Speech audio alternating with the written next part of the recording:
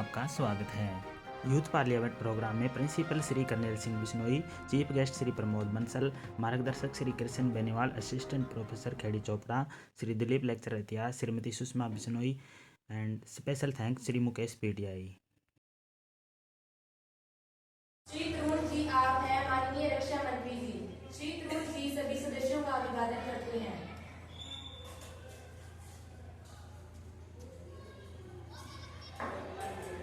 श्री प्रवीण कुमार जी आप हैं इस्पात एवं भारी उद्योग मंत्री। श्री प्रवीण जी सभी सदस्यों का अभिवादन करते हैं।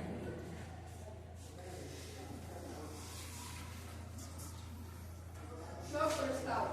माननीय सांसदों, चूंकि हम 4 माह पश्चात आज शीतकालीन स्तर के शुभारंभ पर मिल रहे हैं, सम्मानित सदस्य गणों, यह मेरा कर्तव्य बनता है कि एक दुखद घटना के बारे में आपको सूचित करें कि प्रसिद्ध कृषि वैज्ञानिक और देश की हरित क्रांति के प्रमुख वास्तुकार श्री मुनुकोम्बु स्वामीनाथन का चेन्नई में उनके आवास पर 28 सितंबर 2023 को निधन हो गया है। स्वामीनाथन का जन्म 7 अगस्त 1925 को कुंभकोणम मद्रास प्रेसिडेंसी में हुआ था। स्वामीनाथन की शिक्षा एक स्थानीय हाई स्कूल में हुई और बाद में कुंभकोणम के Catholic little flower high school में हुई, जहां से उन्होंने 15 साल की उम्र में मैट्रिक पास किया। बचपन से उन्होंने खेती और किसानों के साथ बातचीत की। उनका विस्तृत परिवार चावल, आम और नारियल उगाता था और बाद में कॉफी जैसे अन्य क्षेत्रों में भी विस्तारित हुआ। उन्होंने देखा कि फसलों की कीमत में उतार चढ़ाव का उनके परिवार पर प्रभाव पड़ता है। अपनी श्रद्धांजलि में अपने को संयोजित करती हूँ। देश के लिए उनका योगदान अतुलनीय है। श्रीमन कोम्बु स्वामीनाथन जी के शोक संपन्न परिवार को संवेदनाएं भेजने में स्वयं को और अपने दल को संयोजित करती हूँ। का ओपन टेंडर द्वारा नया करके सिक्योरिटी द्वारा किया गया है। कोयला घोटाले की 150 फाइलें मंत्रालय में गायब है, बाकी सभी फाइलें सुरक्षित है। सरकार किसी भी व्यक्ति या संस्था को बचाने का प्रयास नहीं कर रही है। इस घटना में कानून अपना काम करेगा।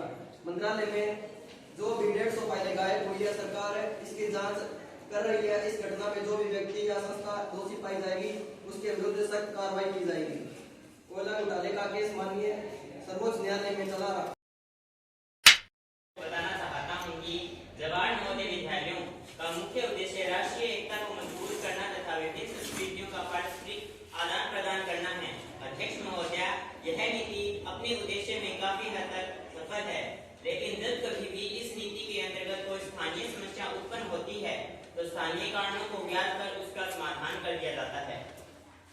शिक्षकों एवं अन्य कर्मचारियों को फैमिली पेंशन नहीं मिलती है तो मेरा मानना है कि नैतिकता के आधार पर क्यों नहीं हिंदुस्तान के सभी पूर्व व वर्तमान एमपीएस और एमएलए की पेंशन भी तुरंत प्रभाव से बंद कर देनी चाहिए। एमपी और एमएलए का चुनाव जनता द्वारा किया जाता है, कोई नियुक्ति नहीं की जाती। राजनीतिक एवं सामाजिक सेवा है जिसके बदले एमपी और प्रदान की जाए। मंत्रालय उनकी इस मांग पर सहानुभूतिपूर्वक विचार कर रहा है। मंत्रालय ने 23 में से 15 मांगों को मान लिया है। उपभोक्ता मामले मंत्री जी से जानना चाहता हूँ कि सरकार के पास मध्य प्रदान संस्था कम है, उसको बढ़ाने के लिए क्या कदम उठाए। ये भी बताया कि जिस में रखा है उसके लिए मानवीय सूचना के आदेश अनुसार इस अनाज को बढ़ने से अच्छा लोगों में बांटना, सरकार उसके लिए क्या कार्रवाई कर रही है।